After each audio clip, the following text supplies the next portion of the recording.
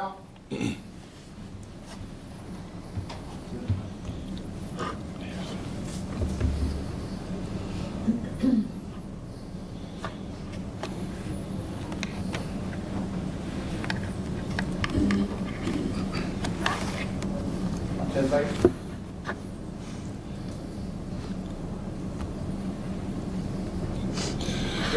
So good morning. Thank you for joining us today. Today I'm joined by Edwin Maurice Cayenne, JSO's Chief of Homeland Security, Jordan Dowling, JSO's Commander of our Narcotics and Vice Section, Fred Dash, JSO's Narcotics Lieutenant and Vice Lieutenant, Joe Scargill, Special Agent in charge of Jacksonville Field Office for the United States Secret Service, Carl Harold, Director of the Gaming Enforcement for the Florida Gaming Control Commission, and Emily Frazier, Assistant Statewide Prosecutor, to announce the results of a long-term undercover illegal gaming investigation, Operation Fish and Chips. This multi-agency operation, spearheaded by the Jacksonville Sheriff's Office's Vice Unit, ran from March 2023 to December of 2024 and culminated in the arrest of 12 criminals. One arrest warrant remains outstanding. The following people were arrested for charges including violations of Florida's Racketeer, Influenced, and Corrupt Organizations Act, conspiracy to commit racketeering, in violations of the Florida Money Laundering Act, and various charges related to the possession of and use of illegal gambling equipment in houses. Ryan Strickland, Robin Rukab Azam, George Azam, Jerry Bass, Michael Sufan, Julie Shinara, Madge Dabas, Hugh Viquez, Candace Jackson, and Wilbert Bannister. Sway Henderson and Chantel Hall were arrested for being agents, employees, or keepers of gambling houses in violation of Florida law. In the past 10 days, JSO detectives, assisted by JSO SWAT operators and patrol officers, served several search warrants. The images and video that are now being projected capture both the execution of these search warrants and some of the seized property. While the results of these seizures are still preliminary and undoubtedly will only increase in value, they are staggering. 263 illegal gaming devices, including slot machines, fish tables, and desktop computers. $2.5 million in illegally sourced cash, 15 vehicles and one trailer, valued at almost $1.7 million, all paid for with illegally obtained money. 2 houses and 1 commercial building. Jewelry, watches, and purses, valued conservatively at $1.2 million, all paid for with illegally obtained funds. And 52 firearms. Again, these figures are early and conservative estimates. There are bank accounts and safe deposit boxes which have yet to be itemized, so these figures will likely change. Likewise, seized property such as houses, commercial building, jewelry, purses, and guns still must be appraised to ascertain their actual value. Even from these early figures, what is clear is that this illegal operation was siphoning huge sums of illicit money to these criminals. While the magnitude of the multi-million-dollar seizures in this operation are truly astonishing, this case is about a great deal more than illegal money. Where there's illegal money, other crime exists. Violent crime also pairs with illegal gaming. During Operation Fish and Chips, there were 2 murders, 8 robberies, and 26 aggravated assaults reported at illegal gaming locations in Duval County. By shutting down these illegal gaming locations and seizing their criminal proceeds, we remove one accelerant that ignites violence in our community. During this investigation, JSO detectives learned that one of the arrested criminals believed that he could operate his criminal enterprise with impunity because, in his words, TK Waters and JSO have other concerns than illegal gaming, but they're actually dead wrong. Operation Fish and Chips evidences that this agency will not ignore any criminal activity.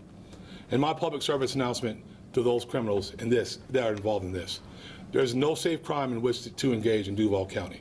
If you want to break the law, profit off the misery of our citizens, and fan the flames of violent crime, we're going to arrest you and seize the fruits of your criminal activity. We know that there are a lot of illegal gaming operations functioning in this county. So, to those of you running those criminal enterprises, I'm speaking directly to you at this moment. We know you're there, we know where you are, and we're watching. We are wise to what you're doing, and we are coming for you and to stop you from doing what you're doing. So at this time, I'll be glad to answer any questions if you have any. Sheriff, good morning. I'm dying to know who said that about you and your agency. Oh, I don't want to divulge who said it, but it's a true statement. It was said we're not paying attention. Well, the fact is we are paying attention. We're paying very close attention to everything that goes on in Jacksonville. Another question from me. Jerry Bass is someone familiar to us in Jacksonville because he was at the center of the Allied Veterans of the World scandal. You remember from over 10 years ago. Does it seem like he should have learned his lesson? You would think. But, you know, when you think you got away with something, kind of emboldens you to continue doing what you're doing. And I guess he felt emboldened. And not so much now. Sheriff, what tipped you guys off to this to start that investigation in March? Great work by our detectives. Detectives are out there actively looking for violations of gaming laws, violations of vice activity, violations of narcotics activity. And one of our great detectives found out and brought it to me. Staff presented the case, and we said, let's go, let's get it. Other than Bass, were any of these 12 ever arrested on similar charges before? I'd have to look. I don't have the answer for you right now. Sheriff, we were at one of the former gaming locations yesterday, and a woman pulled up and said, I'm glad they finally shut this place down. It goes to show you that citizens of the community are paying attention. Had you heard complaints and concerns from them about these operations? Yeah, so we hear that. And I talked about this yesterday, that the more we talk about things and the more we get information out to our public, the more our public talks back to us. And this has been very valuable for us. And when we hear these things, 100% we're going full steam ahead. That's why we're here. That's what we're supposed to do. We're supposed to respond to our community's concerns and complaints, and we're going to continue to do that. Sheriff, there's multiple LLCs and other companies part of this ring. Can you explain the process with any investigation like this? The suspects, how do they launder the money? Where do those LLCs come into play? I know sometimes they're basically hiding the money in these other smaller shells of companies. So because this is still ongoing, and my belief is that we get as much information out as possible as quickly as we can, I'm not going to address that completely because there are still ongoing parts to this, and I don't want to give up anything. There's a prosecutorial process that has to take place, and we're going to keep that close to the vest. Sheriff, Earl Coleman was arrested on Main Street. I believe he was a bouncer at one of these facilities, if you will, and he wound up getting a lesser sentence than he was initially charged with. Did he cooperate at all, or give you guys any information as to what was going on? I'm not familiar with that. I'd have to ask the folks in our vice unit. Gotcha. And do we know where they were getting these machines from? Nope, not yet. Not right now. Anything else? Sheriff, I feel like gambling laws in Florida are fairly restrictive. Do you think that any kind of, maybe if they were a little less restrictive, would prevent seeing things like this happening? No, the laws are what they are. And my job is to read the statutes and make sure that people are not violating the Florida laws. And if the Florida law says it's going to be restrictive, then we're going to handle it the way Florida law says it should be handled. If it's federal law, we'll reach out to our federal partners, work with them to make sure we handle business.